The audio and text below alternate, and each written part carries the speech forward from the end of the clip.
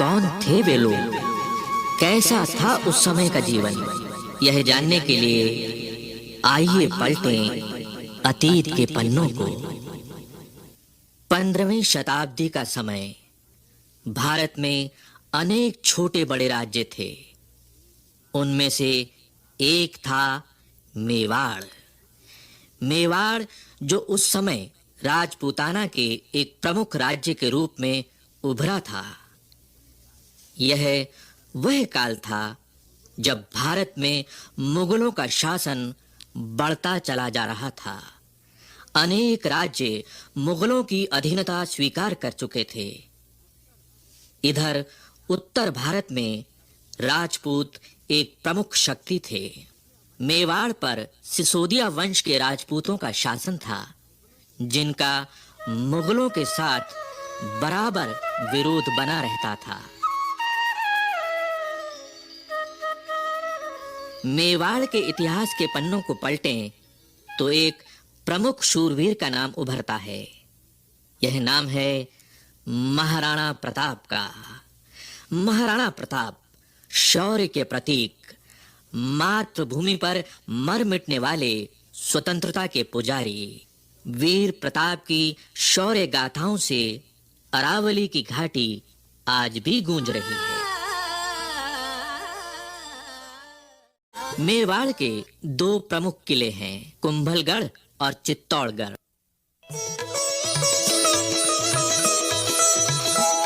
पंद्रहवीं और 16वीं शताब्दी में मेवाड़ के राणा कुंभा और राणा सांगा ने मेवाड़ की कीर्ति को शिखर तक पहुंचाया।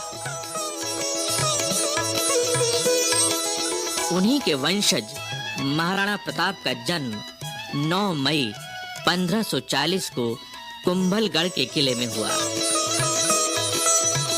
यहीं इसी स्थान पर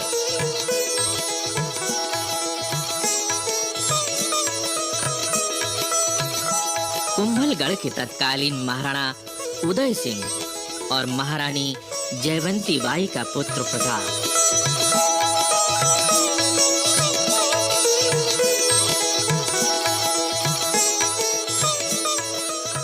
मेवाड़ का उत्तराधिकारी, प्रजा का दुलारा, भीलों की देखरेख में पला बड़ा, जिसे प्यार से वे कूका कहते थे। मेवाड़ का भावी महाराणा वनवासियों के साथ बेहद प्रसन्न रहता। देश प्रेम की ज्वाला उसके हृदय में सदा प्रज्वलित रहती, जो उसे अपने पूर्वजों से विरासत में मिली थी। मेवाड़ सदा से ही मुगलों की आंख की किरकिरी रहा और युद्ध होते रहे। मेवाड़ का राजनीतिक महत्व तो था ही, साथ ही वह गंगा भूमि के व्यापार मार्ग को पश्चिमी तट से जोड़ता था। अतः मेवाड़ को अपने अधीन करना मुगल शासकों के लिए जरूरी हो गया था। मध्यकालीन भारत का इतिहास देखें तो पाएंगे कि उस काल में महत्वाकांक्षी मुगल सम्राट अकबर का साम्राज्य लगभग पूरे भारत में छा चुका था। अनेक राजपूत सरदार, यहाँ तक कि राणा प्रताप के कुछ परिजन भी अकबर की अधीनता स्वीकार कर चुके थे और परिणाम स्वरूप उन्हें मिले थे ऊंचे ओहदे, ऊंची पदवियां और जागीरें। पर राणा प्रताप अकबर जैसे महापराक्रमी सम्राट के सामने नहीं झुके।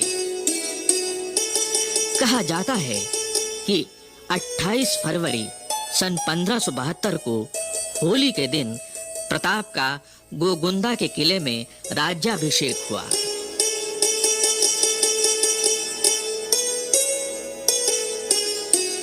जब प्रताप का राज्याभिषेक हुआ, तब उन्हें न कोई राजधानी मिली, न साधनों का जरिया।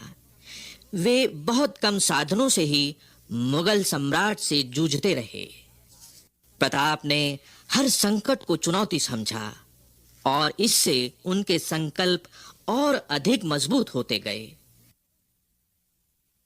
अकबर ने राणा प्रताप को यह समझाने के लिए कि वह उनकी अधीनता स्वीकार कर लें, अनेक दूत भेजे, पर राणा स्वाभिमानी थे, देशभक्त थे, वे नहीं माने। उनका राजसी वैभव छूट गया, किंतु कठिन से कठिन परिस्थितियों में भी राणा प्रताप ने अकबर की अधीनता को स्वीकार नहीं किया।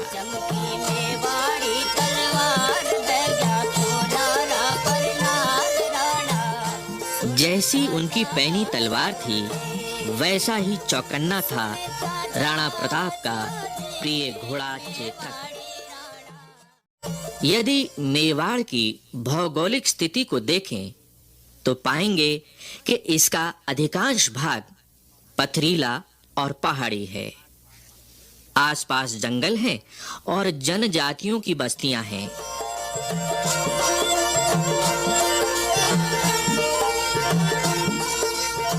राणा प्रताप ने जनजातियों के रणबांकुरों को अपने साथ लिया और युद्ध की तैयारियां करते रहे।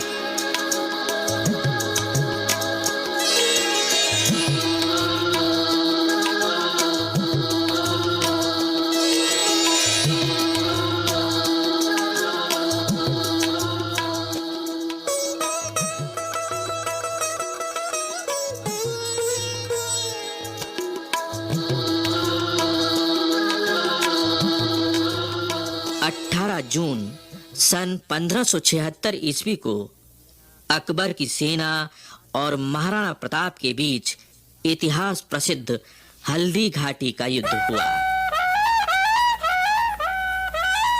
एक ओर राजा मानसिंह के नेतृत्व में अकबर की विशाल सेना थी। कहा जाता है इस सेना में 10,000 घुड़सवार थे और हजारों पैदल सिपाही थे। दूसरी ओर राणा प्रताप की सेना में केवल 3,000 घुड़सवार और मुट्ठी भर सैनिक थे, मगर ये सैनिक मातृभूमि पर मर मिटने वाले रणबांकुरे थे।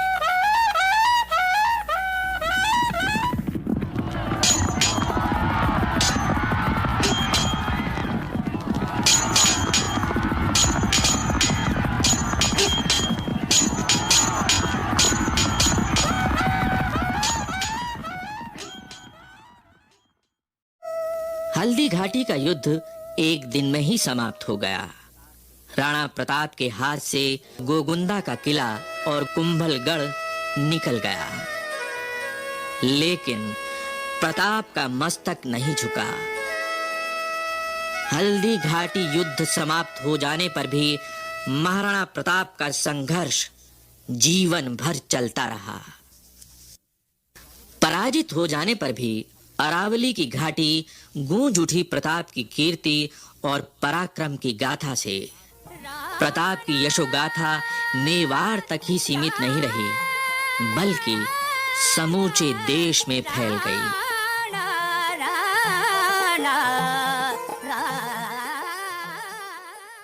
हल्दी घाटी युद्ध के पश्चात राणा प्रताप के सामने समस्या थी कि राजधानी कहां ले जाएं। उदयपुर से 16 किलोमीटर दूर एक स्थान था चावंड। चावंड एक ऐसा स्थान था जहां पहुंचने के लिए लंबा पहाड़ी रास्ता पार करना पड़ता था। यहां पानी की भी सुविधा थी। यहीं उन्होंने अपनी नई राजधानी बनाई और शासन व्यवस्था मजबूत की। राणा प्रताप ने भामाशाह और भील सरदारों के साथ मिलकर धन और जनशक्ति संगठित की। राणा प्रताप ने छापा मार युद्ध जारी रखा। सन 1579 के बाद राणा पर मुगलों का दबाव कुछ कम हुआ, क्योंकि अकबर का ध्यान अब पूर्वी भारत के विद्रोह और उत्तर पश्चिमी सीमावर्ती गतिविधियों पर था।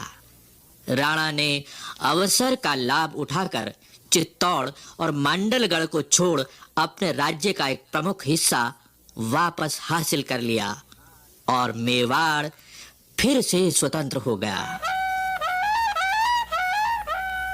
ऐसा माना जाता है कि मेवाड़ के सिंह राणा प्रताप शेर का शिकार करते हुए गहरी चोट खाकर घायल हो गए और 19 जनवरी सन 1597 को चावंड में ही महाराणा प्रताप ने अपना शरीर त्याग दिया।